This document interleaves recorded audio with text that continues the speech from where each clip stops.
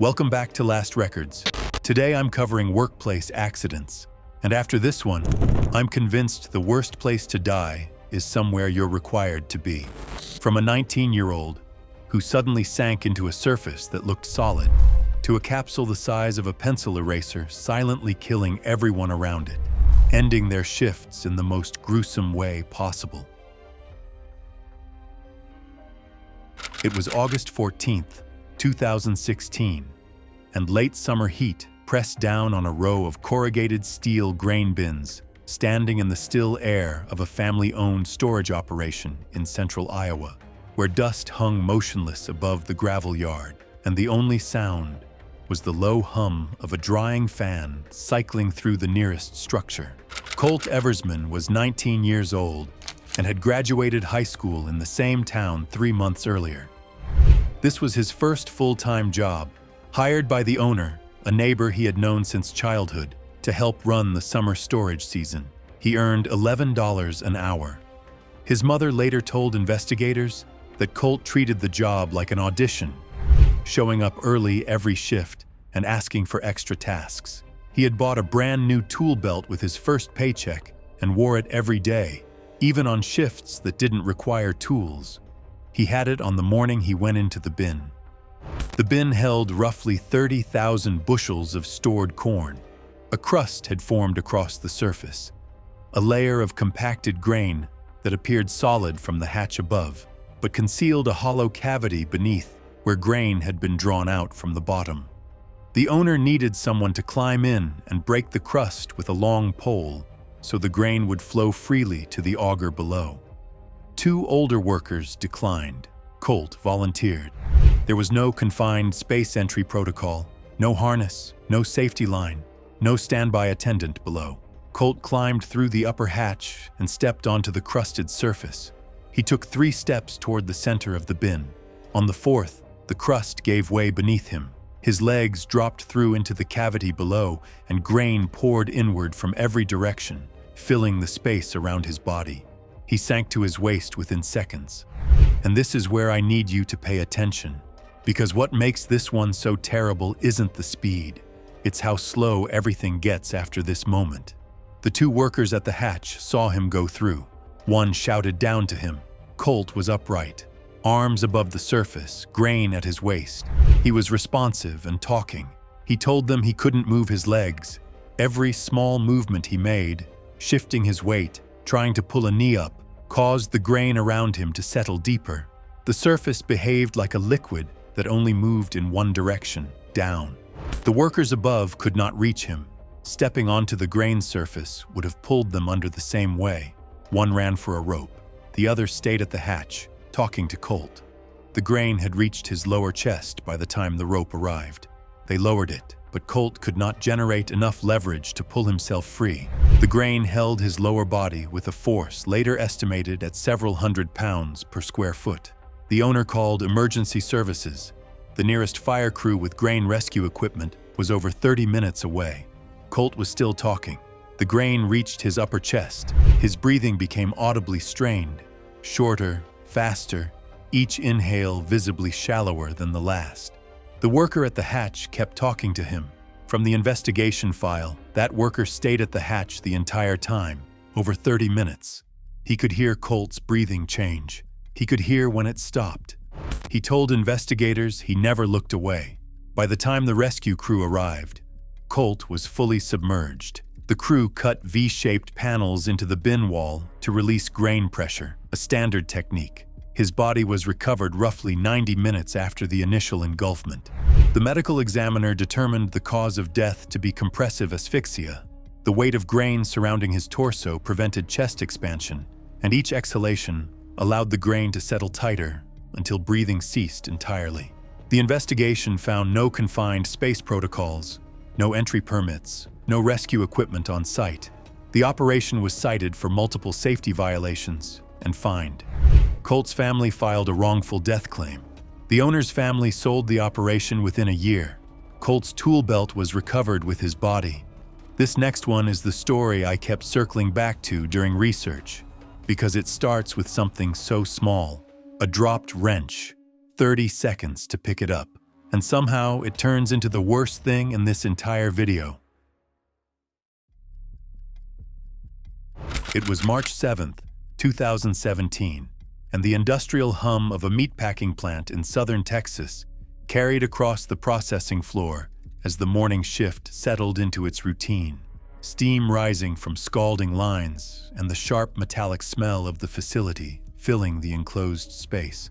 Ronaldo Garza was 34 years old and had worked as a maintenance technician at the plant for 6 years. His job covered everything from pipe fitting to electrical repair across the facility's aging infrastructure. Co-workers described a specific habit. Before entering any space, Ronaldo patted his pockets in the same sequence. Keys, phone, smokes, flashlight, every time. It was automatic. That morning, while working on a catwalk above an empty wastewater holding tank, Ronaldo dropped a wrench. It landed on the tank floor roughly 15 feet below. The tank had been drained for cleaning, but had not been ventilated or tested.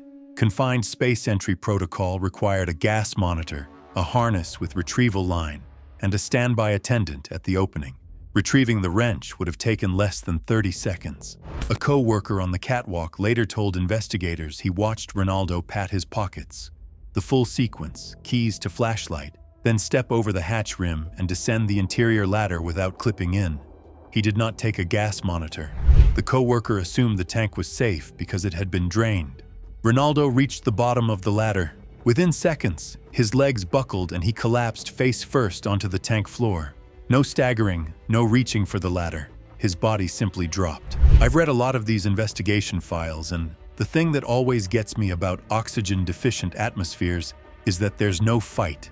There's no moment where the person realizes what's happening and tries to escape.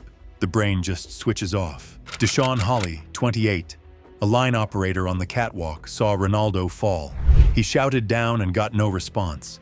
He swung his legs over the hatch rim and descended the same ladder. He stepped off the last rung, took roughly 4 steps toward Ronaldo, and dropped, knees first, then face down onto the concrete beside him.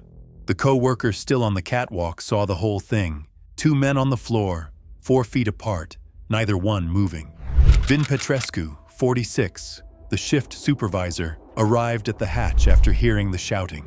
He looked down and saw 2 of his workers motionless on the tank floor. He pulled his shirt collar over his nose, then changed his mind and tied a cloth over his mouth. He told the co-worker on the catwalk he was going to pull them out. He descended the ladder. He made it barely past the bottom rung before collapsing. His body came to rest less than 3 feet from the other 2. 3 men on the same tank floor, all within roughly 90 seconds of the first entry. Other workers on the catwalk began shouting for help.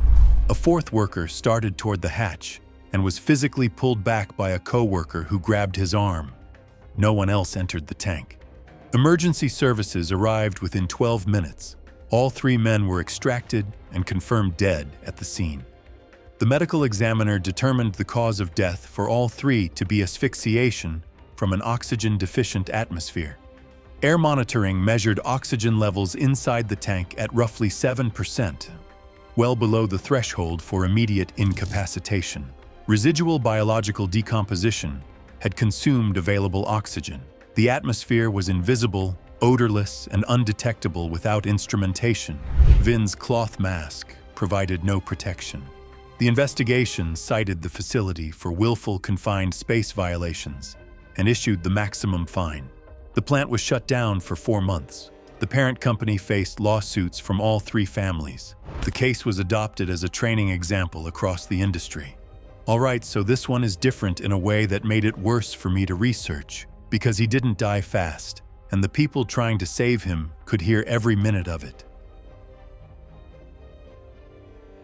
It was June 3rd, 2018, and a backhoe sat idling behind a split-level home on a quiet cul-de-sac in suburban Georgia, where a dumpster in the driveway and fresh orange clay piled on the lawn marked the second day of a residential drainage job. Marlo Kettering was 41 years old and had been a licensed plumber running his own small crew in the area for 16 years. He worked almost exclusively on residential drainage and sewer jobs, the kind that required trenches anywhere from 4 to 10 feet deep. His apprentice, A 22-year-old named Boyd later told investigators Marlowe kept a mini photo album in his truck of completed jobs, pipes, fittings, and finished trenches shot from above like trophies. He showed it to every new client as proof of his craftsmanship. The job required a trench roughly 8 feet deep to connect a new drainage line. Trench safety regulations require protective systems, shoring, trench boxes, or sloped walls for any excavation deeper than 5 feet. Marlowe had never used them.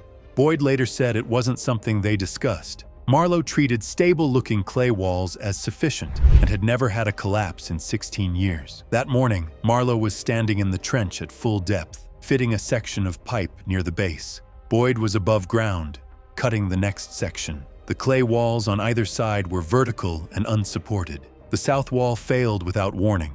There was no crack, no trickle of soil, no sound Boyd could recall. One moment, the wall was there. The next, several tons of compacted clay collapsed inward and buried Marlowe to his upper chest. Boyd jumped to the edge of the trench. Marlowe was upright, his head and shoulders above the soil line. He was conscious and speaking. His arms were pinned at his sides. He told Boyd he could feel his legs but couldn't move anything. And this is the part that made this story the hardest one for me in the entire video, because he's right there, he's talking, and the next 70 minutes are just people trying to dig fast enough. Boyd called emergency services. First responders arrived within 9 minutes. They assessed the trench and determined that heavy machinery could not be used. The vibration and weight risked collapsing the remaining north wall directly onto Marlowe's head. Extraction had to be done by hand. Firefighters entered the trench in pairs and began digging around his torso with hand tools, passing buckets of clay to the surface. Marlowe remained conscious throughout. He answered questions, gave his wife's phone number, told a firefighter his chest felt tight. Engineers later estimated the weight of the soil on his torso at several thousand pounds. It allowed him to inhale only partially. Each time he exhaled, the soil settled fractionally tighter. Paramedic logs documented the progression. Within the first half hour, his speech began to fragment, shorter phrases, longer pauses. After roughly 45 minutes, he was responding in single words. Past the 1-hour mark, his responses became inaudible. Rescuers could see his chest barely moving. His eyes were open. He stopped responding roughly 70 minutes after the collapse. Paramedics in the trench confirmed no pulse shortly after. Full extraction required an additional 2 hours. The medical examiner determined the cause of death to be traumatic asphyxia from sustained compression of the thorax by compacted earth. The examiner's assessment concluded he remained conscious throughout the compression and did not lose awareness from the initial collapse. He suffocated incrementally while surrounded by people actively trying to free him. The investigation found no shoring, trench boxes, or sloping on any of Marlowe's documented jobs over 16 years. Boyd left the plumbing trade within 3 months. The homeowner's property became the subject of a liability dispute. Marlowe's truck, with the photo album still inside, sat in his company lot for over a year. So this next story involves a machine. And I should warn you, the thing that makes it so hard to process is that everyone on that floor knew exactly how dangerous it was. They just thought the timing would always work out. It was November 21st, 2015. And fluorescent lights buzzed over the stainless steel production floor of a commercial bread bakery on the outskirts of a mid-sized city in Ohio, where the smell of yeast and warm dough filled the air at 4 a.m. as the overnight shift moved toward the end of its 12-hour run. Leora Matfeld was 27 years old and had worked on the bakery's production line for 3 years, operating and cleaning the industrial dough mixers that ran continuously through the overnight shift. The mixers were large stainless steel bowls fitted with heavy spiral hook agitators, rotating steel arms that kneaded dough at high torque. Each unit ran on a programmable cycle with built-in pauses for ingredient additions. The standard procedure for cleaning residue from the bowl during operation required a full lockout, powering down the machine, applying a physical lock to the control panel, and verifying the agitator could not move. The process took roughly 15 minutes. In practice, no one on the overnight shift did it. The mixer's automatic pause cycle lasted roughly 90 seconds between phases, and the entire crew used that window to lean into the bowl with a long-handled scraper to clear dough buildup. Everyone on the floor knew the machine would restart on its own. Co-workers later told investigators that Leora always counted during the pause. 1 Mississippi, 2 Mississippi, keeping track of the seconds while she scraped. Other workers had started counting with her. It was a joke on the floor. It was also the only safety system anyone used, and that's the part that got me when I found it in the investigation. Because the counting means they all knew. Every single person on that line understood the machine could restart and kill them. They just trusted the count. At roughly 4:15 a.m., the mixer completed a kneading phase and entered its pause cycle. The agitator stopped. Leora picked up her scraper, leaned over the rim of the bowl, and began clearing dough buildup from the far side. Her upper body was inside the bowl, her feet on the floor, one hand braced on the rim for balance. She was counting. The co-worker nearest to her later said he could hear her, somewhere in the 30s, steady and rhythmic. The pause typically lasted around 90 seconds. She was usually done well before it ended. Her scraper caught a thick section of dough wedged behind the agitator hook. The co-worker nearest to her later said she leaned further into the bowl to get at it, reaching deeper than she usually did. The automatic timer triggered the restart. The spiral hook engaged. It caught her right forearm and pulled her into the bowl. The rotation was slow, but the torque was enormous, built to knead hundreds of pounds of dense commercial dough. A co-worker standing less than 10 feet away lunged for the emergency stop and hit it. The machine had already completed nearly a full rotation. I'm not going to describe the details of what the agitator did. The medical examiner's report is specific enough, and I think you understand the mechanics. What I will tell you is that the emergency stop worked exactly as designed. It just wasn't fast enough. Emergency services arrived within 8 minutes. Leora was pronounced dead at the scene. The medical examiner determined the cause of death to be massive crush and avulsion injuries to the upper body caused by entanglement with an industrial mixing agitator. The machine was functioning normally. No mechanical failure occurred. The timer restarted on schedule. The investigation found no lockout/tagout compliance anywhere on the overnight production line. The counting practice was documented in the report as evidence that workers were aware of the hazard and had developed informal systems to manage it, which made the company's failure to enforce lockout protocols even more damning. The bakery's parent company was fined. 3 managers were terminated. The facility implemented mandatory lockout procedures with physical interlocks that prevent the agitator from engaging while the bowl guard is open. This next one sat with me for a while because someone did everything right, filed every report, raised every alarm, and it still wasn't enough. It was January 9th, 2013, and the deep orange glow of a furnace mouth lit the casting floor of a small independent steel foundry in western Pennsylvania, where heat distortion rippled above the pour stations and the grinding sound of the overhead crane echoed off the facility's corrugated walls. Brannick Osust was 53 years old and had worked as a senior ladle operator at the foundry for 26 years. His job was to guide the transfer of molten steel from furnace to mold using an overhead crane and ladle system. Co-workers described a ritual he performed before every pour. He tapped the crane's chain links with a wrench and listened. A change in pitch could indicate a stress fracture. He had done it for as long as anyone could remember.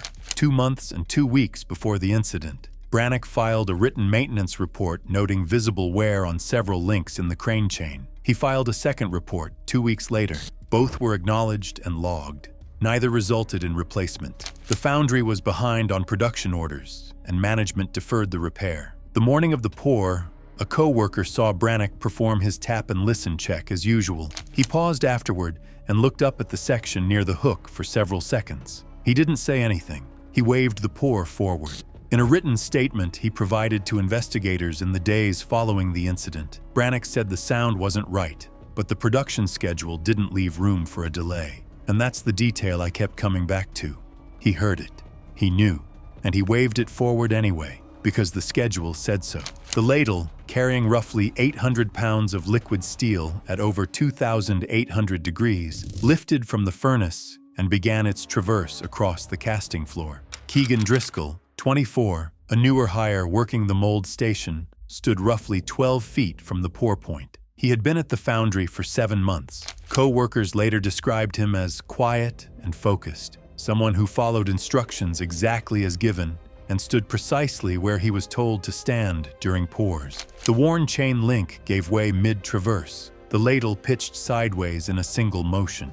Molten steel spilled across the casting floor in a fast, heavy sheet, not splashing like water, but flowing dense and low, covering ground rapidly and pooling around the base of the mold station. The heat radiating from the spreading metal drove workers backward across the floor before it reached them. Keegan was directly in the flow path with the mold station behind him. The event from chain failure to full spill lasted approximately 4 seconds. The pour alarm sounded after the spill, not before. 4 seconds.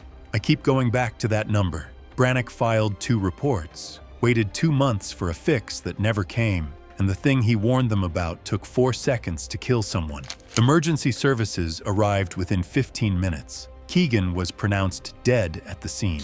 The medical examiner determined the cause of death to be catastrophic full-thickness thermal destruction, injuries consistent with brief, direct contact with molten ferrous material. The temperature of the spilled steel caused the concrete floor beneath it to crack and spall violently from thermal shock. The investigation entered Brannock's 2 written maintenance reports as central evidence. The foundry's owners faced criminal negligence charges. The facility was cited for willful safety violations. Operations were suspended, and the foundry closed permanently within 18 months. Keegan's family reached a settlement. Brannock was not physically injured, but was placed on indefinite leave and did not return. The investigation cleared him of fault, but from everything I found in the file, I don't think that mattered to him. This last one is the story I saved for the end, because it's unlike anything else in this video. There's no machine, no collapse, no visible danger at all. Just a small metal capsule the size of a pencil eraser,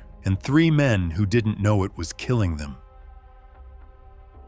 It was September 18th, 2014, and flat, dry scrubland stretched in every direction from a cluster of temporary trailers and pipe racks at a remote oil field site in West Texas, where the hum of generators and the smell of diesel filled the air beneath a white, cloudless sky. Harlan Shive was 38 years old and had worked as an industrial radiography technician for 9 years, inspecting pipeline welds using a device containing a small but powerful radioactive source, an iridium-192 capsule, roughly the size of a pencil eraser.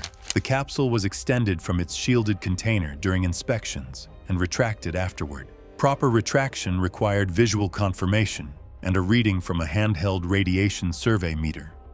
Harlan was on day 6 of a 7-day rotation. Site workers later described him as visibly worn down, moving slower, eating less, shorter with his responses. He had been averaging 18-hour days to meet a compressed inspection schedule. He kept a paper countdown taped to the dash of the crew truck, days remaining on rotation. The truck log showed he crossed off day 6 the evening the source was left unshielded. 1 day left, and I think that's the thing that makes this whole story so much worse. He was almost done. 1 more day. That evening, Harlan completed his final weld inspection of the shift. The retraction procedure requires winding the source back into the shielded container and confirming safe levels with the meter. He wound the crank. He did not check the meter. The drive cable, worn from repeated deployments, failed to seat the source fully. It remained in the exposed position inside the guide tube, emitting radiation without shielding. Harlan loaded the equipment into the bed of the shared crew truck. Over the following 3 days, he and 2 co-workers who regularly rode in the same vehicle, Clell Dunaway, 44, a roughneck, and Tomas Buentello, 31, a site driver, accumulated radiation doses far beyond survivable limits. None of them knew. The source sat roughly 4 feet from where passengers sat in the truck cab. symptoms appeared gradually. On the first day, Harlan felt nauseous during the drive between well sites. He blamed the heat. Clell mentioned a headache. Tomas felt fine. By the second day, Harlan's forearms were red and sore. Clell's hands were swollen. Tomas had a metallic taste he couldn't explain. By the third day, Harlan was vomiting between inspections. Clell's hands were blistering. Tomas reported clumps of hair coming out in the shower. All three attributed their symptoms to different causes: food, sun, chemicals on the pipe. None of them connected what was happening to each other, and none of them connected it to the equipment riding 4 feet behind them in the truck bed. A radiation safety officer conducting a routine site audit 4 days after the failed retraction detected elevated readings near the truck from over 50 feet away. The source was identified and secured within minutes. All 3 workers were hospitalized immediately. Dosimetry reconstruction estimated that Harlan and Clell had each received whole-body doses well above the lethal threshold, with Tomas slightly lower due to less time in the vehicle. According to medical records, Harlan died roughly 3 weeks after the exposure. Clell followed days later. Tomas, who had spent slightly less time in the truck, survived approximately 6 weeks. The medical examiner determined the cause of death in all 3 cases to be acute radiation syndrome, progressive destruction of bone marrow, gastrointestinal lining, and organ tissue from sustained exposure to an unshielded gamma radiation source. The examiner's notes described the progression in clinical terms, but what it comes down to is this: their bodies broke down from the inside out, one system at a time, over the course of weeks. And by the time anyone identified the source, there was nothing medicine could do except manage the pain. The radiography contractor's license was permanently revoked. Federal regulators issued an industry-wide safety bulletin mandating post-exposure meter verification. Criminal charges were filed against the contracting company. Harlan's paper countdown was photographed and entered into the investigation file. The truck was decontaminated and scrapped. The site was cleared and abandoned within 6 months.